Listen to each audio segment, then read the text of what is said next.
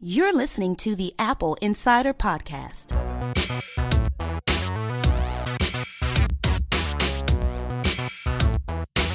Welcome to episode 52 of our show, where we discuss the latest news about Apple, iPhone, iPad, Mac, Apple Watch, Apple TV, and more. We're recording on Thursday, January 21st, 2016. Joining me today are Neil Hughes, our managing editor. Hey, how's it going? Also joining us is Shane Cole. Holla at you, boy. Shane, I know we were talking before we started recording, and one of the topics you wanted to talk about was the Donald Trump story. The Donald Trump story? The Donald Trump story. Yes. Which you're going to have to be more specific than that.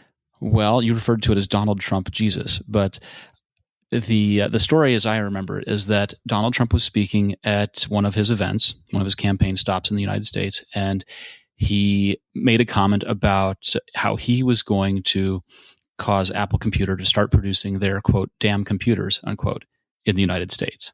Actually, I believe it was their damn computers and things. Go ahead and correct us. Tell me exactly what he said. I don't know what he said. I'm not going to look it up. I choose to believe, however, that he just forgot what other things Apple makes. Like, it's been so long since he interacted with any piece of consumer electronics that he just couldn't think of anything else. He's like, I know they make computers. They make other stuff, I'm sure. So, did he say they make fantastic products? I don't know. I'll be honest with you. I couldn't force myself to read anything but those 5 words.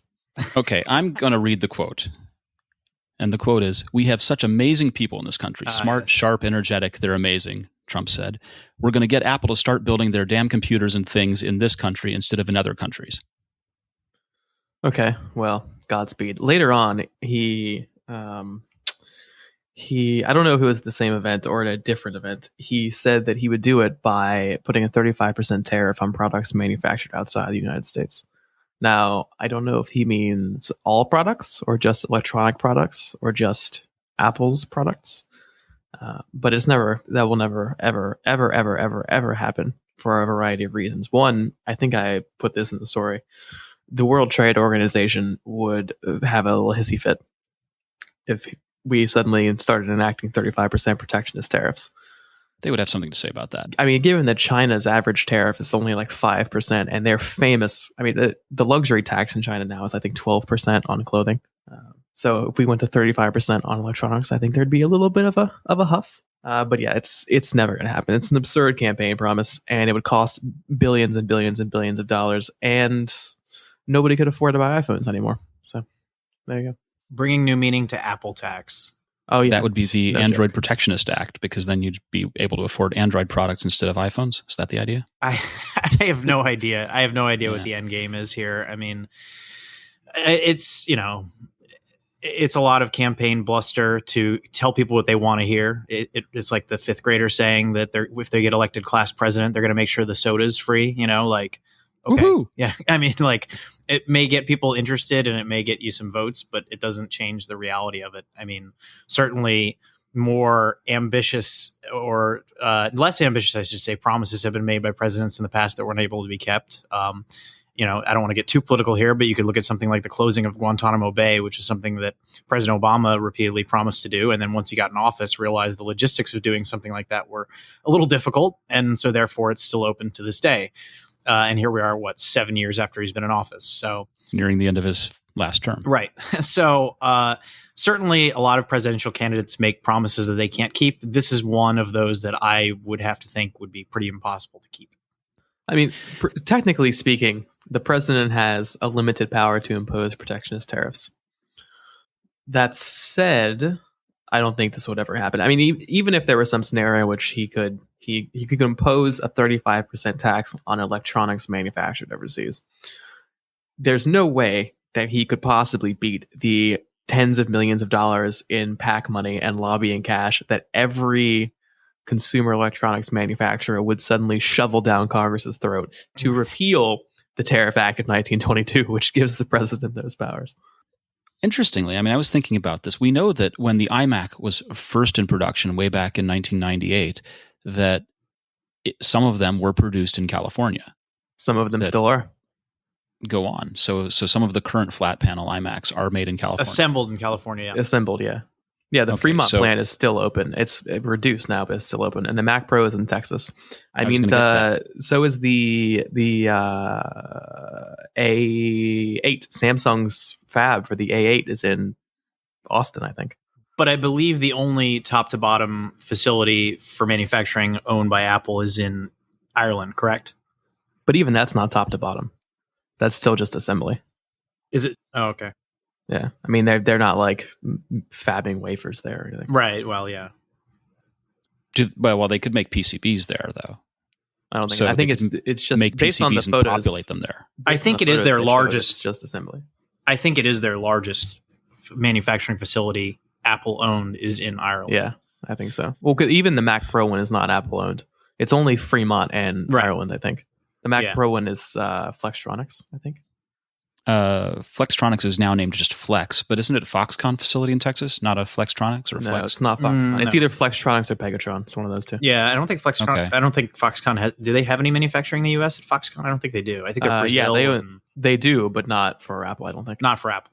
So, I mean, I don't. The less interesting part of this story to me is Donald Trump. I mean, that's just campaign bluster at that point. I think any reasonable person can agree on that, even people who support Donald Trump. But I think the more interesting part of this story is this kind of push, and it's been going on for years by Apple itself to try to manufacture more in the United States. Tim Cook himself has said that he would love to manufacture iPhones in the United States. I don't think that's ever going to happen, at least in our lifetimes, but certainly an internal push for Apple to build stuff more in the United States could be a possibility without the need for any Apple taxes being imposed by the federal government or something like that, right? I mean, what realistically do you think could be done to bring more manufacturing to the U.S.? Well, there is an economic incentive to bring manufacturing closer to the end consumer, right? Shoe companies now are actually at the forefront of this. Nike and Adidas are pushing really hard to. That's why Adidas came out. I don't know if you follow shoes at all, but Adidas has these new 3D printing process to make shoes, and it's totally experimental, not ready for prime time or anything. But their idea is eventually that you make shoes at the retail store they're bought at, which does a ton of things, not the least of which is significantly cuts down on the complexity of your supply chain and removes the need to run a complicated logistics operation. Well, you don't have to worry about inventory any longer as long as you've got raw materials. Yeah. So this will happen eventually. Anybody who has ever heard the 3D printing is the wave of the future thing, that's why it's the wave of the future. It's not for any other. I mean, there are some things you can't make or you can't make reliably without being able to 3D print them. But that's a secondary factor. The real reason 3D printing is important to the future is this kind of thing. It's bringing manufacturing as close as is humanly possible to the end consumer. And now that's for us, and by us I mean Americans, that's a problem because our manufacturing economy is based around heavy industry, right? We make, well, not much anymore, but we make steel. Yeah, that's we make cars.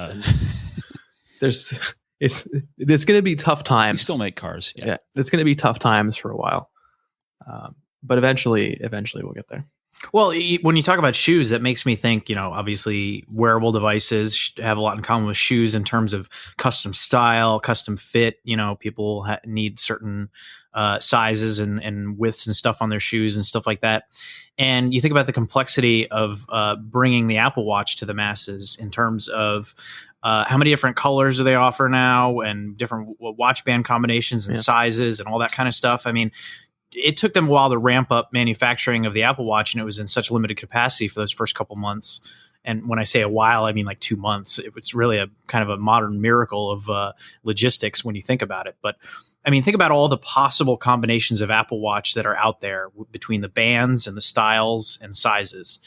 Do you think that that's something that could be made a little simpler by if not manufacturing stateside, then at least doing something else stateside? What could they do there to simplify it and make it cheaper for Apple and better for the consumer?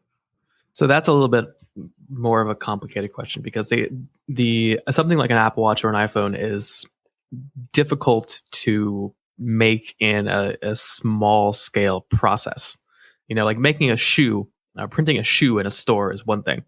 But all of the disparate components that go into an iPhone or Apple Watch is a little bit harder.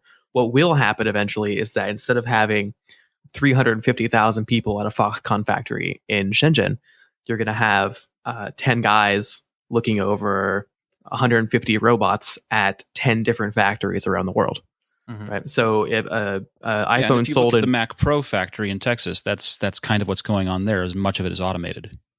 Yeah, you'll have an iPhone sold in Germany will be made somewhere near Germany, and an iPhone sold in China will be made somewhere near China, and same in the US and elsewhere. That's where it's going. Okay, but maybe not for the electronics. That's just the flow of. Sorry, what about for the bands themselves? Just the bands. Yeah, that kind of thing can be made bespoke. I think actually, that's a really interesting idea. There's a company here in Hong Kong called Casetify, which I don't know if you've ever heard of them, but they do custom iPhone cases, and they also now do custom Apple Watch bands. So you upload a photo, and they print it. They're like, if you've ever heard of Cafe Press, like Cafe Press for watch bands and stuff, and they print it and send it off to you. And I could absolutely see something like that being in an Apple store. You know, like we have in PetSmart, you have the little dog tag stations. You know, I can imagine in the future you go into like an Apple store and print your custom watch band. You buy the watch itself, and everything else is made bespoke. We actually featured Casetify in like a iPhone case roundup a couple of years ago for the holidays, and I think a representative from the company reached out to us because they said a lot of people were driven to them by our story or something like that. And yeah, I guess there's a lot of people that really want to get like an iPhone case with their dog's picture on it or something like that. Yeah, there's 3 is a big mobile operator in Europe, and they also operate here. And they are actually running a promo right now. You buy an iPhone 6, you get a voucher for Casetify. I thought that was a pretty interesting. I mean, it's not just a side deal. It's like their main promo at this moment. Mm-hmm. Yeah, wow. I guess there's a lot of demand for that kind of stuff. Yeah. It's interesting because normally when you're doing it as a carrier, you want to push a case that you've got in stock and take margin on. Are they taking margin on the voucher deal, or they don't sell accessories as far as I'm aware? I mean, they have tiny accessory sections in their stores, but I literally mean like one end cap. It's interesting to me that, you know, Apple for many years has been leaving money on the table by not really playing into the customization of people's iPhones, and now with the watches, they're obviously getting into it a little more. But you think back to iPods and when they started doing them in different colors and stuff like that. And then for the iPhone for so long, they just didn't really offer a lot of variety. They weren't even making cases. And, you know, obviously now they make cases. Now they make a battery case. They make all these custom Apple Watch bands and styles and stuff like that you can really personalize it and make it yours. And I think that's been a subtle but a big time shift for the company and their focus. Not only because it appeals to consumers, but it's a high margin business too. You sell a $50 leather case and it probably costs them, you know, $5 to make or something like that. So they were offended by the idea of people putting terrible stuff on their product. Right, but I mean, they were revolted by the idea of some of these cases. Yeah, it's good money for them as well, but just, you know, Johnny Ive couldn't sleep at night because someone had put something horrible. But you think of colorful iMacs and iBooks and the iPods and stuff like that. This isn't a new thing for Apple. It's just interesting that they kind of, for a few years there after the success of the iPhone, kind of drifted away from it. You know, you had a black iPhone, then it took them forever to get the glass right on the iPhone 4, and the white iPhone came late, and then finally they introduced the gold one, and now they have the rose gold. But even still, it's a limited number of colors compared to, you know, what you used to be able to get with an iPod, or still can get with an iPod. I wonder how. So this is something I've been thinking about recently because this is the kind of thing I think about. I wonder how if Johnny Ive has been wanting to do this kind of thing for a long time and always got shut down by Steve. And the farther away from Steve that you get, the more influence Johnny has, and he gets to do stuff he's just always wanted to do, but was never able to because he was overruled. I would believe that, yeah. I mean, you think about that first iMac again, and that really, you know, was pretty out there in terms of the colors and the look of it and everything like that. And it was unique, and you could personalize it by buying your own color. And the iPods, yeah, I could see that definitely being the case. Because for a long time, the product marketing, or I guess really as far as back as I know, the product marketing department has run Apple product development, right? They make what they think they can sell. I mean, they make stuff they want to make, but they don't make things that they want to make and can't sell. That's what I'm saying. So I wonder if that balance of power is shifting somewhat now. Because Johnny, I mean, he seems to have consolidated, control of the company for all intents and purposes. So I wonder if he is, if he, with the reshuffling of the executive ranks, I wonder if he is just now sort of the guy, and Tim says, "You go do what you think is right. I'll make the trains run on time and make sure we make tons of cash. From the product side, you do your thing." Don't leave out Phil Schiller in this equation. He just got shuffled around. He doesn't even. I mean, he's still VP WWM, but he doesn't even. Their head of internal creative doesn't even report to him anymore. Right, but he has for years had that same kind of top tier influence. He and Johnny were both right there with Steve. So well, that's what I was saying. He had been the arbiter of what they were going to build before, because they would say, "We want to make this, but can we sell it?" And Phil would say yes or no.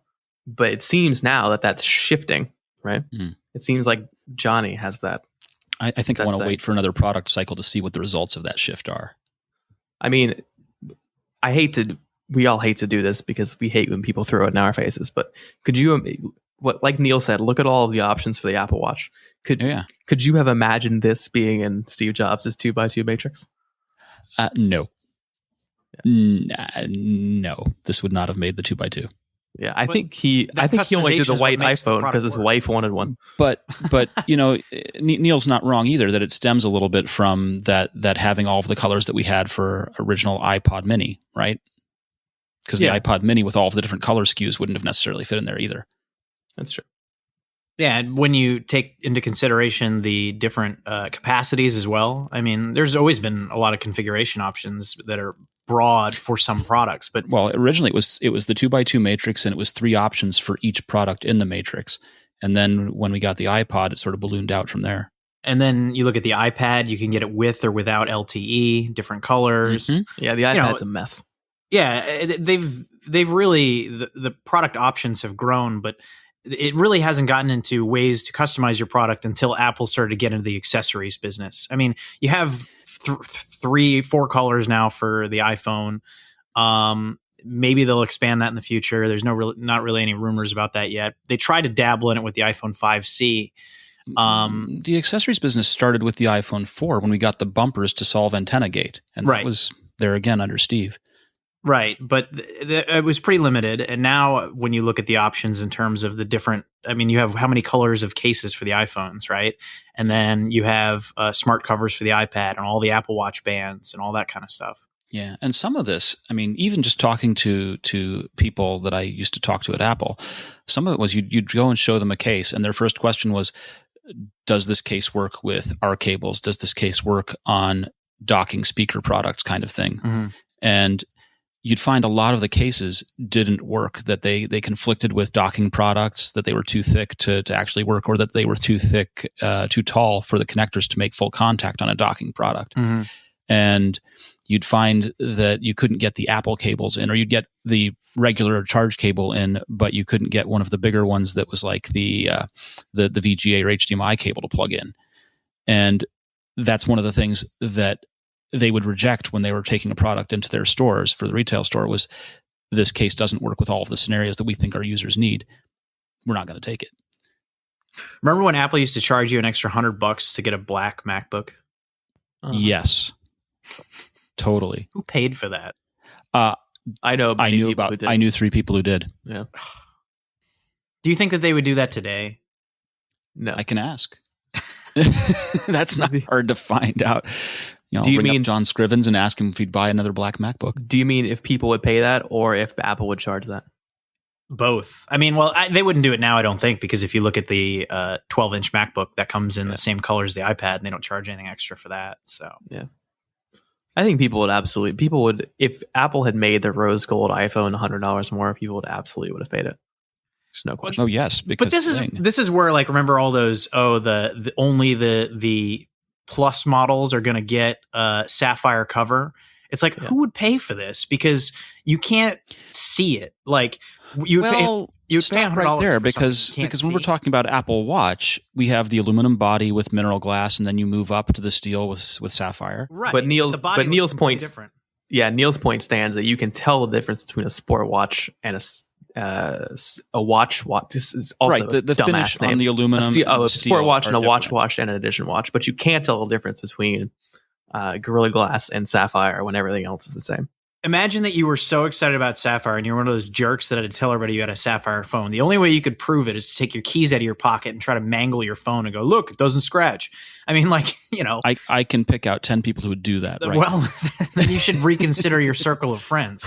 But if you look at, you know, the Apple Watch, yes, the entry level model, the Sport, has the Ion X glass, but it also has the cheaper aluminum, which looks side by side very different from the stainless steel models. I mean, it's the entire package. It's not just the glass.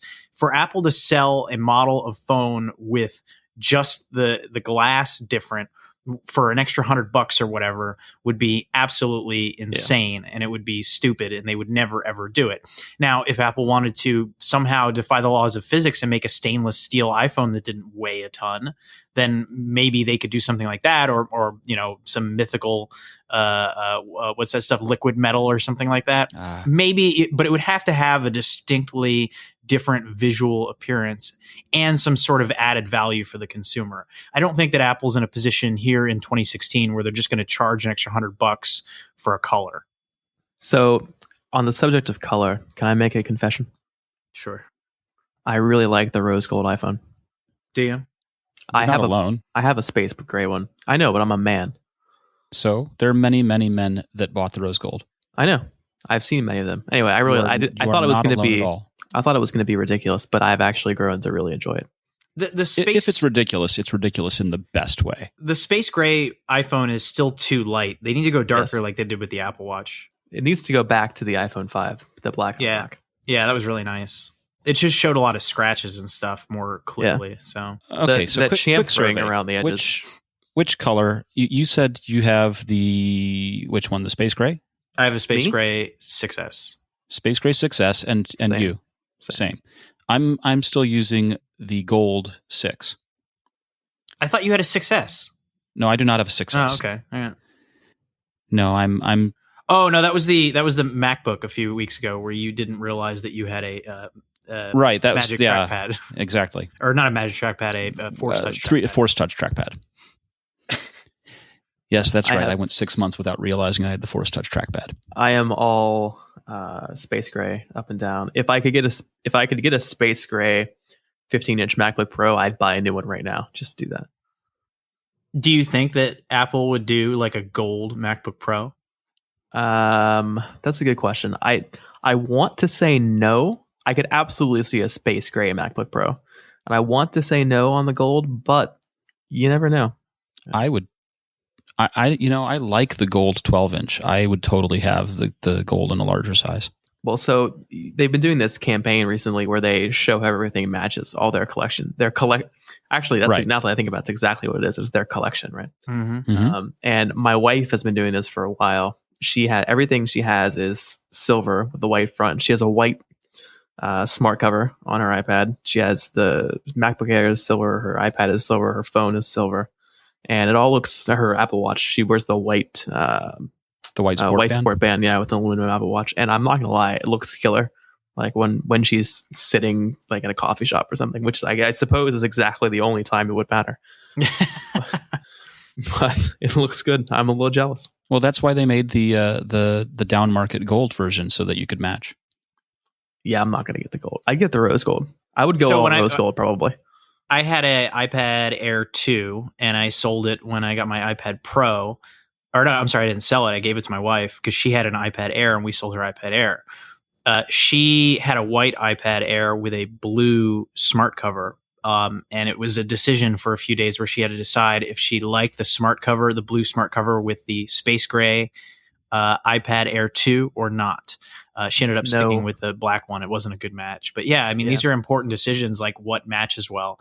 And even when you go into the Apple store, like if you want to try on a watch, back when they first started doing the try-ons, I asked them, if I could try and mix and match, a certain, like a space black stainless steel with a certain band, and they wouldn't even do it in the store. They wouldn't allow it because So they let us do it when we went in for our edition appointment. Yeah.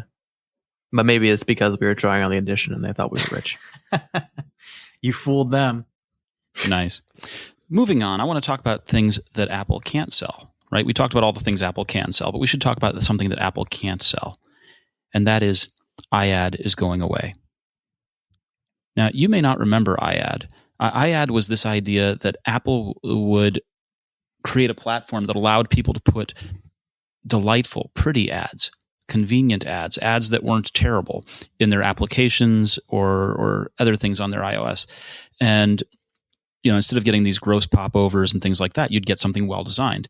And Apple was unable to challenge Google's mobile ad sales. So what are we losing out on here, Neil?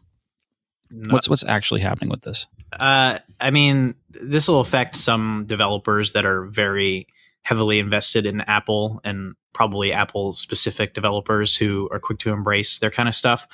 I mean, certainly there are a number of apps that do use iAds, so this is going to be a change for that market. But I mean, in the grand scheme of things, it doesn't really change very much, I don't think. iAds didn't really take on the way that Apple wanted them to, and the way that they predicted. It was an interesting concept, but the reality of it just was that I don't know that Apple's heart was ever really in it either. It didn't feel like something that they invested a lot in or focused a lot on, and they certainly didn't talk about it much. So I don't think this was a Scott Forstall project, wasn't it? I don't know who was behind it. Steve Jobs was still around when they unveiled it, I believe. Yeah, I think he was part Scott of his Forstall. It was part of his thermonuclear war on Google, and it just totally failed. Yeah, they tried to do, when it started out, it was like a ridiculous buy-in. Like you had to buy $1 million worth of ads in order to even get in. So at launch, they only had a handful of advertisers. I think Nissan was one of the first ones and stuff like that. And I guess it was kind of neat in a gee whiz kind of way. You tap on an ad and it worked like an app and it opened up and stuff like that. But as time went on, they had to open up to more, and people didn't want to put that much effort into the ads because that's just more cost in addition to the buy-in. And so they just became kind of cheaper and weren't really that interesting. And they weren't really like apps anymore. So in the beginning, not only did you have to spend exorbitantly to get in, but Apple did the creative. You couldn't do your own creative. You weren't allowed. You could work with them, obviously, but an iAd team at Apple made the ads. Yeah. I mean, it was one in a line of experiments to try to control the entire thing that just failed. Let me ask, my understanding, my recollection was that you didn't get the demographics of the people that looked at or tapped through or waited on your ads. And as an advertiser, that's one of the things you rely on to see that they're effective. Right. So that also kind of led to the death of it, didn't it? Yeah. Everything Apple has ever done in this case has been a failure based on not a failure, but it's not done as well as it could have because they refuse to share audience demos. Yeah. I mean, there are any number of app developers who are so pissed at the App Store won't even give them email addresses. This is not going to affect most of our listeners. What will affect most of our listeners by the shutdown of iAd is the iAd department also covered iTunes radio ads for content that you might stream Pandora like on iTunes Radio. That is no longer going to be ad supported and will only be under the Apple Music banner, which also means that people like myself who don't pay for Apple Music but do pay for iTunes Match are going to lose that functionality as part of your $25 a year subscription. So I currently pay $25 a year for iTunes Match, and that gives me access to iTunes Radio without ads, and I can skip as much as I want. Once the changeover happens, I'll no longer have access to iTunes Radio, and that's it. I can only listen to Beats One. Sucks to be you. Although that brings up a question. Who handles the Beats One ads? Good question. I don't know. I mean, I'm sure that they'll still maintain some sort of internal advertising department. I don't really enjoy most of what I hear on Beats One. I've pretty much given up on it. So I didn't use iTunes Radio much either. It's not much of a loss for me. I know my wife used it a lot. And she's pretty disappointed. I know my parents use it as well because they were subscribing to iTunes Match. And it was just an easy way for them to get a Pandora-like service without having to hear ads. So I'm sure there are a lot of listeners out there who are in a similar position, and that's an unfortunate change, I think. I think they should have at least reconsidered it and kept it for iTunes Match subscribers. Yeah. Well, the one way that I used iAd that I think I was on the minority side of was I used the iAd tools sometimes to mock up application ideas that I had. Because you could mock up many all kinds of cool many people have done that. Yeah, so it sucks that these tools are going to go away too. Well, before that, it was Quartz Composer was the hotness, and then there was iAd Producer for a while, and now Keynote is the app of choice. I used Keynote from the very beginning for this stuff, but you just put together a concept with it. I mean, there's no easy way to export that and turn in and start the basis for an app, right? Xcode. What you do with Keynote when you're mocking up and prototyping is that you link the buttons to other slides that have the resulting display.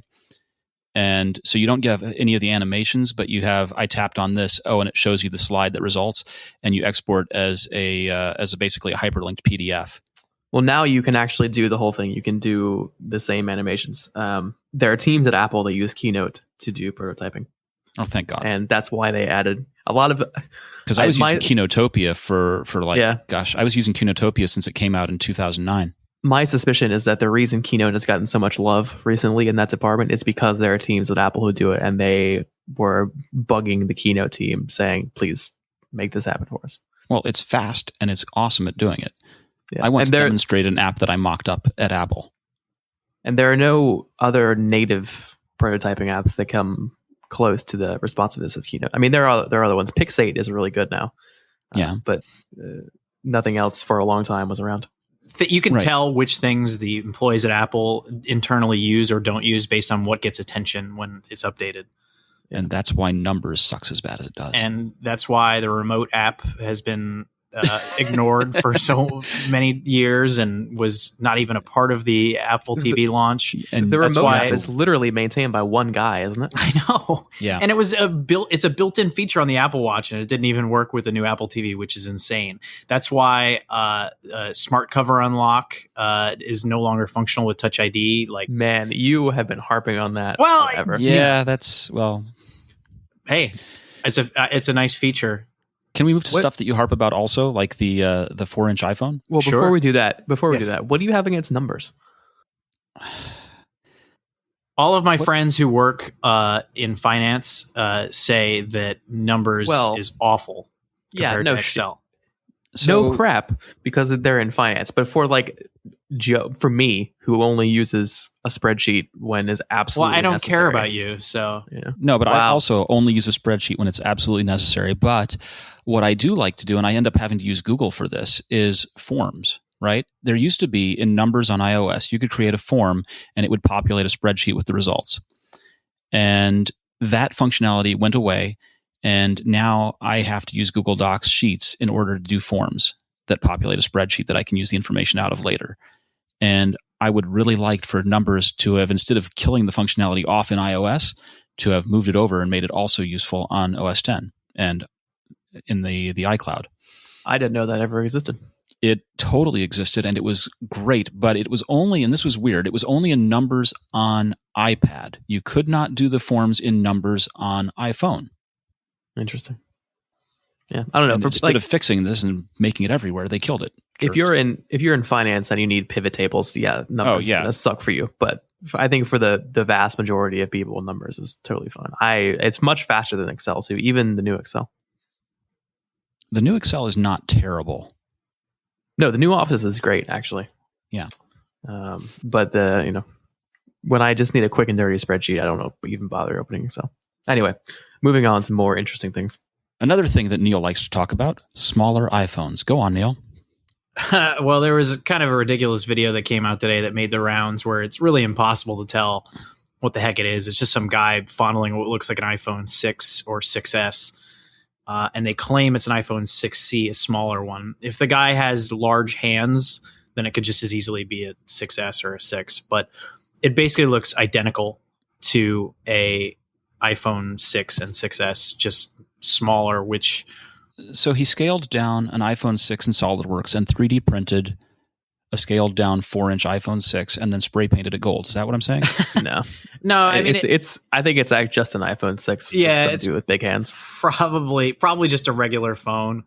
It's hard to say because the rumors have said, like, if you listen to what Ming-Chi Kuo has said, he thinks it's going to look more like an iPhone 5S, but he also says it's going to have the 3D cover glass or whatever 2.5D cover glass where it's curved at the edges, which is similar to the iPhone 6 and 6S. So there's a little bit of inconsistency about what the device is going to look like. If you believe this video, which Shane and I are very skeptical of, but if you believe it, then the new phone that's coming out in the 4-inch size is basically just going to be a small iPhone 6. Very skeptical is not negative enough to describe my feelings. I don't know.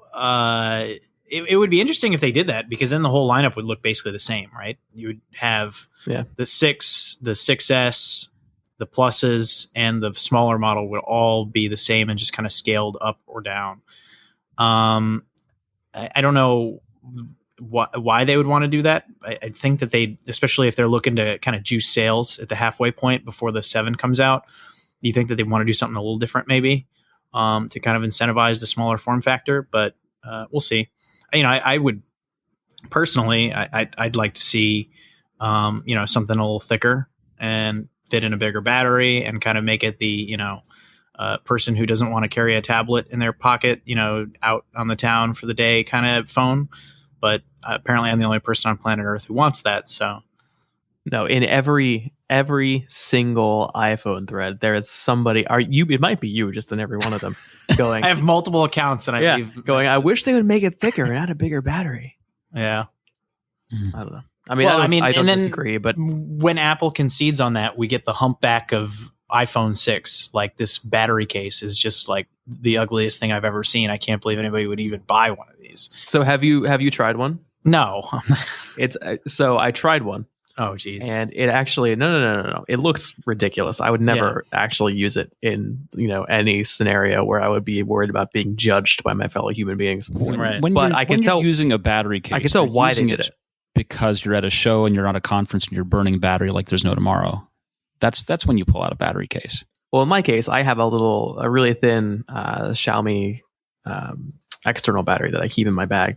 But the battery case, done as it is, it feels really good. It doesn't feel like when you have a Mophie case on, it's just enormous.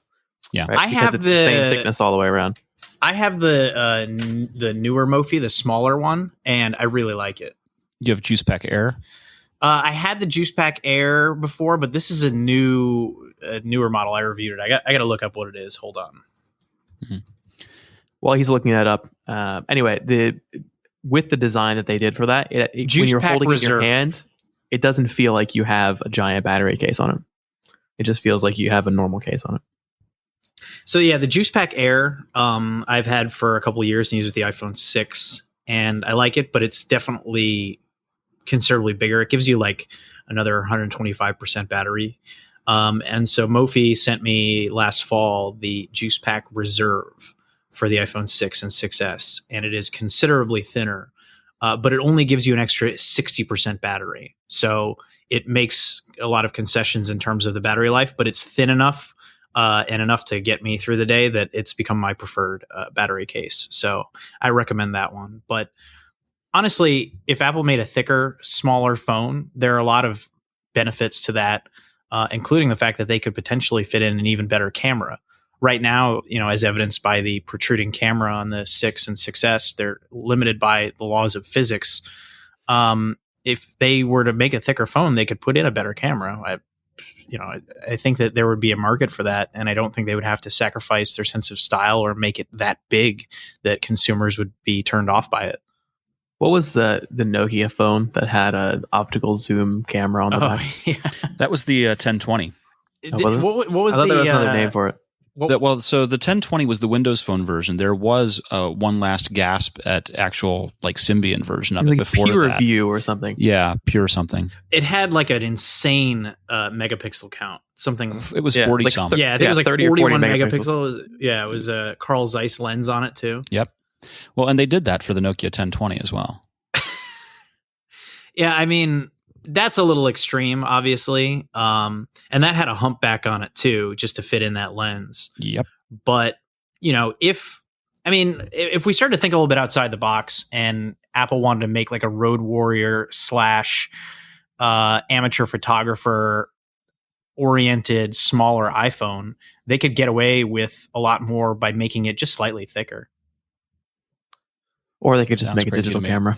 Yeah. They'll never make a digital camera ever. Again, Yeah. They won't. It's not going to happen. quick cam. It won't happen. I mean, just because the iPhone, is their bread and butter at that point. But Yeah. I think they're never going to make a 3.5-inch photographer focused iPhone either. No, I don't. But I don't. That's what I'm saying. I don't mean photographer focused. I think you could give it a number of advantages where you could make it appeal to a number of segments of the market. Make it appeal to people who like smaller form factor in their hand. Make it to people who like longer battery life. People who want a better camera quality. I think you could do something like that. We'll call it the iPhone Shut Up Finally edition. Never happen. It'll never happen. All right. Let's talk about this Li-Fi story. So, recent versions of iOS, the developer code, beginning with iOS 9.1, there's a cache file that makes a mention of Li-Fi capability. So, first of all, what is Li-Fi? Li-Fi is a marketing term for, I guess it means light fidelity. It has no actual relation to wireless what the thing fidelity does. was always a stupid name also. So, Well, yeah. But what it is basically is Wi-Fi via visible light. So you have something like this in your house probably already if you have a television. Most TV remotes operate by IR, infrared light. That's why you can't point. You have to point it generally in the vicinity of your TV for it to work. if you block the end of the remote, it will not work. Yeah, exactly. You can actually see it work if you hold it and point it at your iPhone camera while you have the camera app open. You can see it work. I have had that work since iPhone 4 because they've been putting IR filters. Oh, that's right. They put filters on it now. Okay, well, never mind. You can't do that. So forget that little science experiment. If you have an old digital camera, yeah, then you can see anything the IR without light. an IR filter on the front of it. Yeah. But anyway, so what happens is when you push, say, the power button, it blinks a little infrared LED in the front of the remote control really, really fast. The nominal speed is, I think, 38 kilohertz. I could be wrong. So 38,000 times a second. And the TV sees these flashes of infrared light on its infrared receiver and decodes them into an electronic signal that it means, turn the volume up or turn the volume down or on or off, what have you. And Li-Fi works in the same principle, except it works with visible light. So the LED, if you have LED track lighting in your house, it can be pulsed really rapidly, so fast that you wouldn't be able to see it. You wouldn't be able to tell it was being pulsed, but it can be pulsed so rapidly it can be pulsed rapidly enough to accomplish the same idea. And because the speed of light is, quite fast, it would enable much faster communication. There are problems like IR. It needs line of sight, so you can only get a data connection literally while you can see the light. But there are a lot of advantages. So there you go. So I don't think line of sight is an incredibly huge problem because when you're in a building, which is where you're going to be if you're using Li-Fi, you're pretty much in range of a light bulb, right? You're not sitting in a closet that's got no lights. You're sitting somewhere that's got lighting. Well, that's true if you are somewhere with overhead lighting or ubiquitous overhead lighting. But don't forget, there are a lot of places that use indirect lighting. My apartment is a perfect example. I have overhead lights, but they're never on. I have indirect lighting everywhere. Mm-hmm. So if you are someplace like that, then it's not going to be helpful. What's interesting to me is that this can combine a couple of different things, right? Because the first question is, okay, great, you can pass data to a light bulb. How do you get that data back to the network and there to the outside world? Well, you could use power line and use the power lines that connect the power to the bulb to transmit back to the router. And that would be reasonable. You could also do crazy things like Wi-Fi in the bulb and just have the bulb do that. But what's interesting to me here is this has impacts on things like Philips Hue and some of the other smart light bulbs that we've been seeing so far, where now you're going to have a bulb that's not just smart and controllable by the app, but also does your data. Yeah, there's a company in India that already has a proof of concept out, and they're testing it in, I want to say, the Netherlands in a warehouse setting. There's definitely some interesting options here. It's going to need a lot more development, and it's going to be a long way down the road. But we've seen them being Apple explore this before. They have a patent, I think, from 2013. Yeah, discussing ways of making camera sensors do double duty. So you could set them in image mode to take a photo, and the rest of the time they would be in data reception mode. Wild. So it's in iOS, and it remains to be seen if we'll actually see it as a practical thing we can demonstrate. I would rather they do Wi-Fi or wireless power first, but that's just me. ESPN still in talks about an Apple streaming. Still in talks with Apple about a streaming service. What do you like about this story, Neil? I mean, if Apple's going to do its streaming service, ESPN's kind of the big dog, right? You need to have live sports for your streaming service to be successful. So I'm going to stop you right there and tell you why you're wrong. No, not really. Okay. There was somebody did a survey 2 weeks ago. Or I came out, I think 2 weeks ago. It may have been done a long time ago. Something like 55 or 56% of people surveyed said that they would, cable subscribers, said that they would drop ESPN if it meant saving $8 a month on their cable. The assumption has always been that the reason people especially young men under 50, don't cut the cord is because of ESPN. But apparently that's not actually the case. ESPN has a much bigger mind share than an actual audience market share. I feel like ESPN's relevance varies depending on what sport you're watching too. Yes, very much. So if you watch the NFL, certainly ESPN has Monday Night Football, which is by far not even close the top rated program on all of cable. It beats most broadcast shows. I mean, Monday Night Football is huge, but that only affects 2 teams a week. So by and large, an NFL viewer is going to be able to get their local market games over the air or, however, through their local affiliate, CBS or Fox or NBC for the Sunday night game. Now, if you're into college basketball, for example, you're probably way more likely to be an ESPN viewer. If you're into college football, you're definitely more likely to be an ESPN viewer. Yeah. College football, now ESPN has a stranglehold on that market. They control pretty much all the SEC games except for the big matchup of the week of SEC football. The biggest SEC weekly matchup remains exclusive to CBS. But that will end soon. Probably. The Big Ten network, or no, it's not the Big Ten network. Somebody else also has ESPN running it. ESPN runs the SEC network. Longhorn Network. They run SEC, ACC, Longhorn Network. Yep. And they will eventually run the Big 12 network if Texas gets their head out of their butt.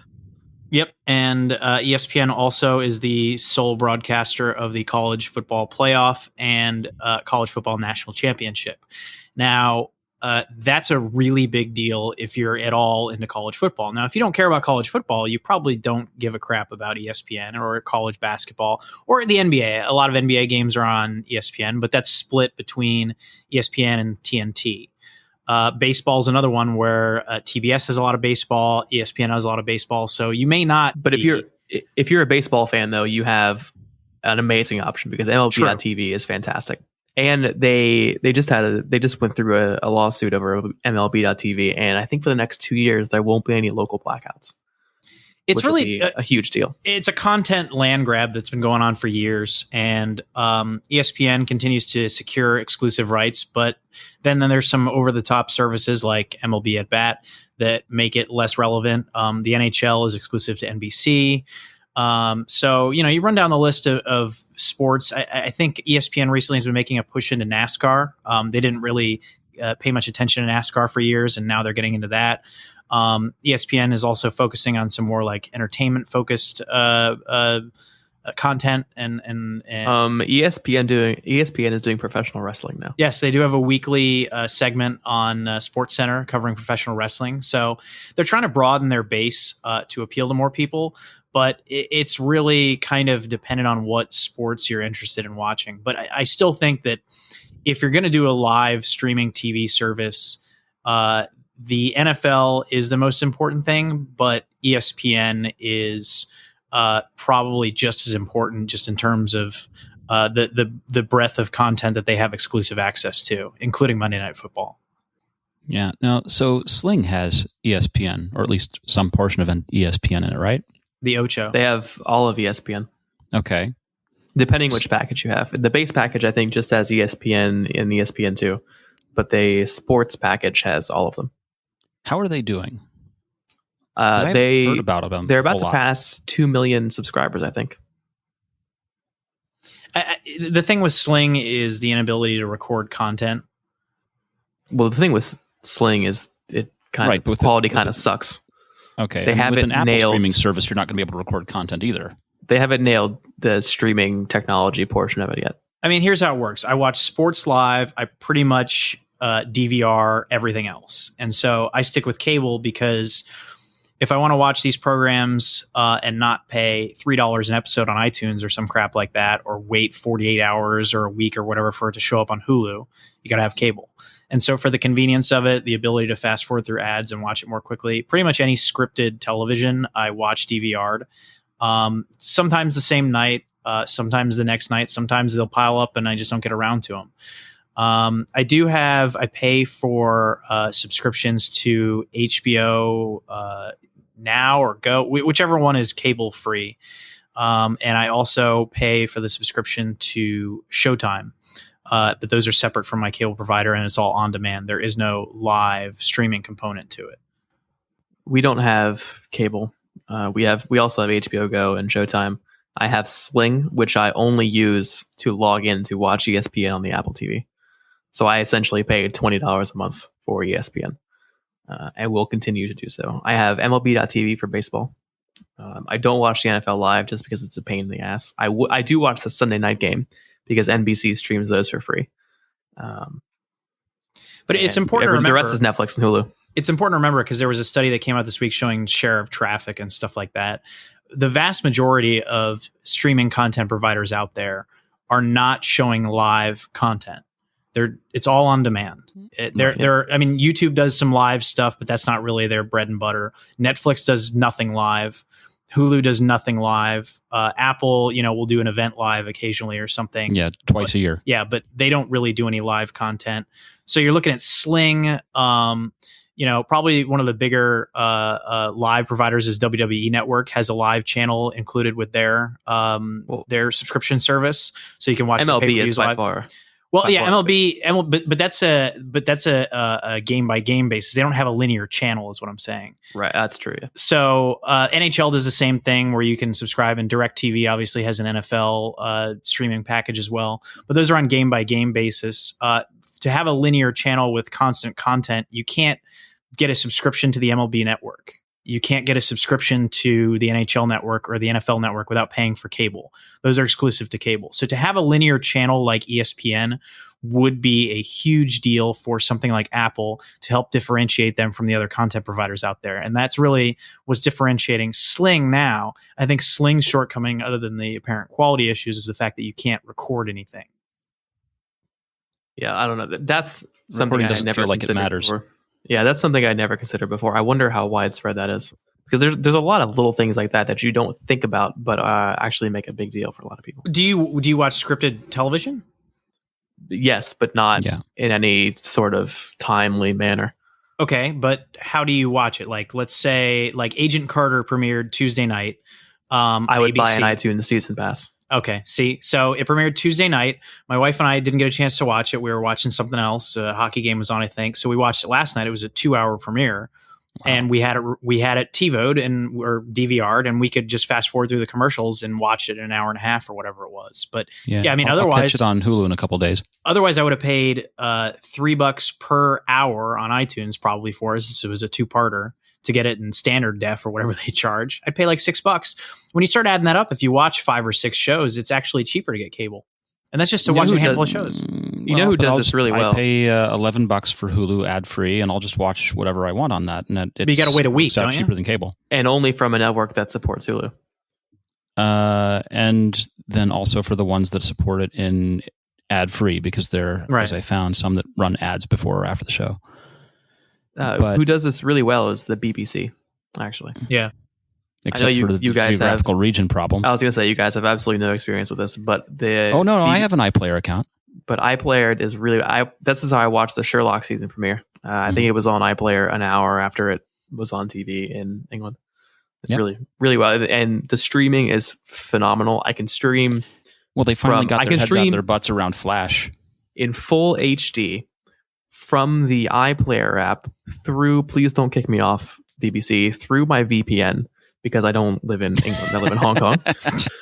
Through my VPN, through the iPad, over AirPlay, to my TV with no loss of quality. It's extraordinary.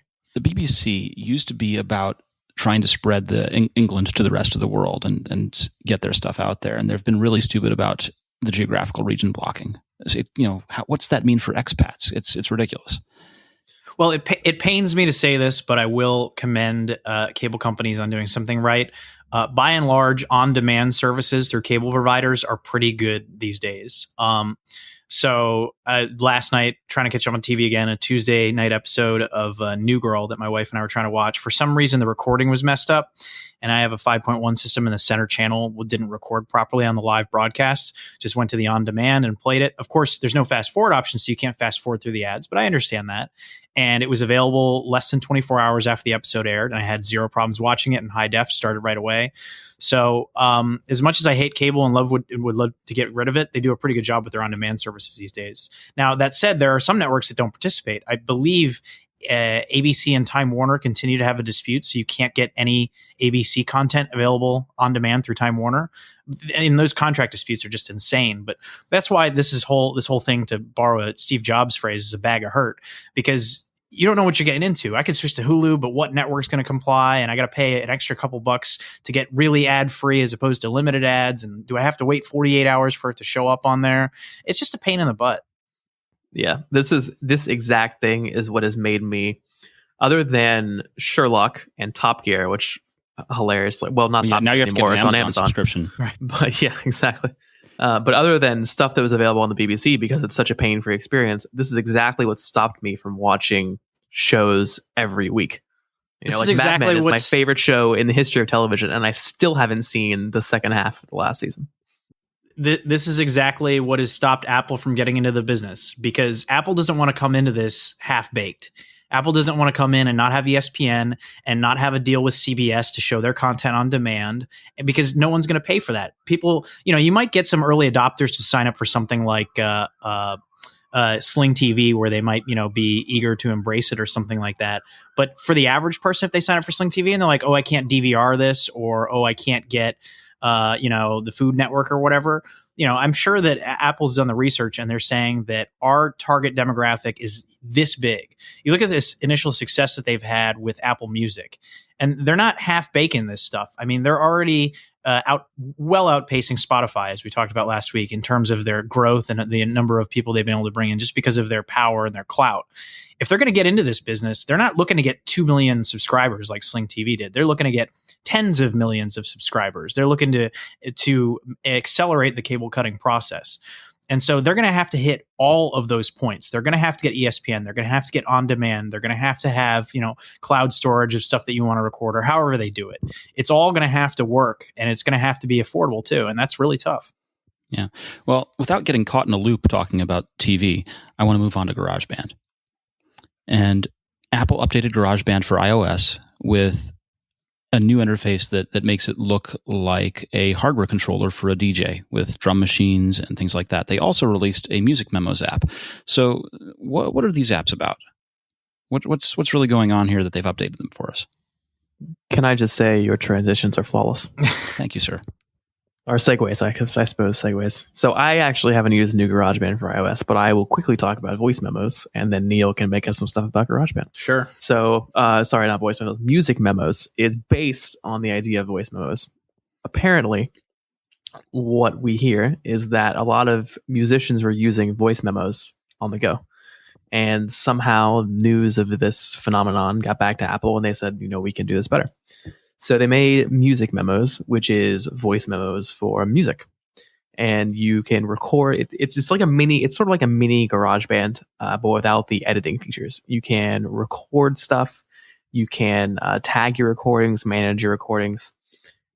But importantly, it also includes some of the automatic backing track features from GarageBand. So if you record, say, a guitar, 5 minutes of guitar, Music Memos will analyze that for chord and tempo and then put a drum track behind it for you. So while you're out, you can get a good idea of how your song is going. You can actually develop music on the go. And then you can come back home and bring it directly into Logic, only Logic Pro 10 or the new GarageBand via iCloud. So it's actually pretty. If you are a person who likes to make music, it's actually a pretty cool little deal. And it's free.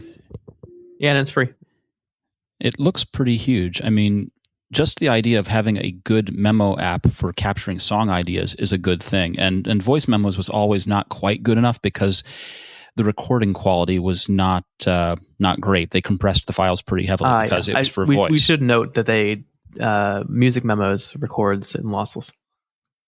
Yeah, and it's adding in the guitar tuner just killed off all of the guitar tuner apps.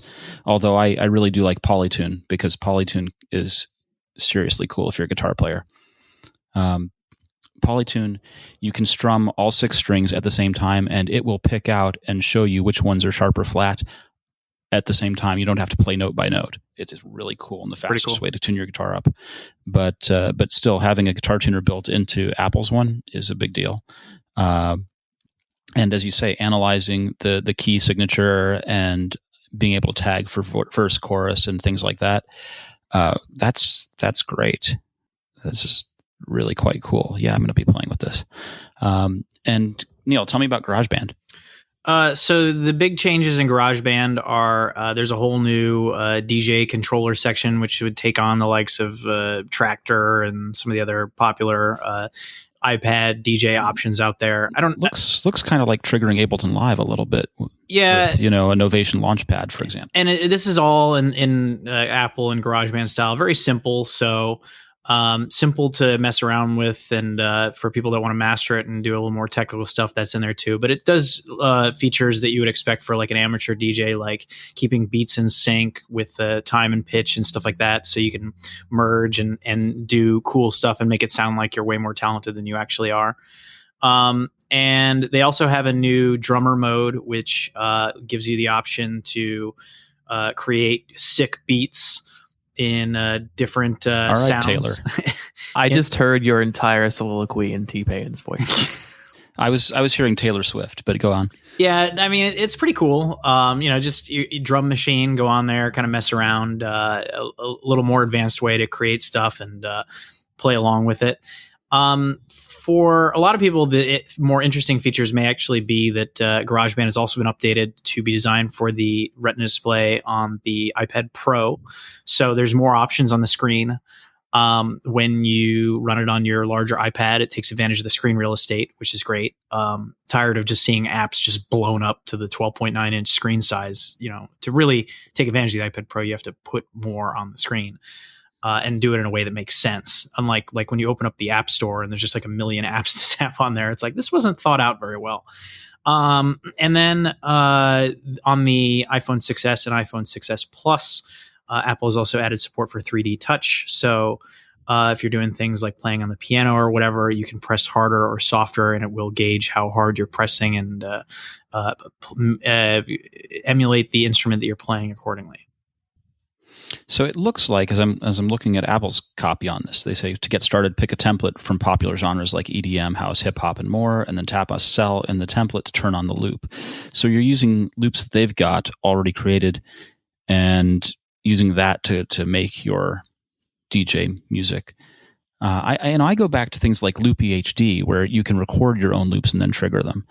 And if that was possible in this interface, that would be really empowering. Because then you could loop and then play live over the loops that you've created. kind of stack up pieces to a song and build a live performance out of it. Yeah, I mean, I've messed around with GarageBand on iOS, and it's like iMovie, one of those things that may not get as much attention as it deserves because it's actually quite powerful and quite interesting and quite capable. Especially they have, MIDI support for instruments and lightning connections and all kinds of cool stuff that you can do. Stuff can go in through the headphone jack too to record through it, or you can just use the mic. So it's out of my wheelhouse. I'm certainly not talented enough to use something like this or make something out of it, but you play guitar, don't you? Poorly. But yeah. Anyway, here's Wonderwall. I think that this is a good update, and I think that it's a niche market, but it's one that Apple is wise to cater to. And I updated my iPhone. I downloaded the iOS 9.2.1 update and installed it the other day. We covered that update. We also covered the 10.11.3 update. So what did we get out of these things? Not much. It's basically some bug fixes and stuff. The big change for 9.2.1 is there was a bug with installing apps for enterprise users.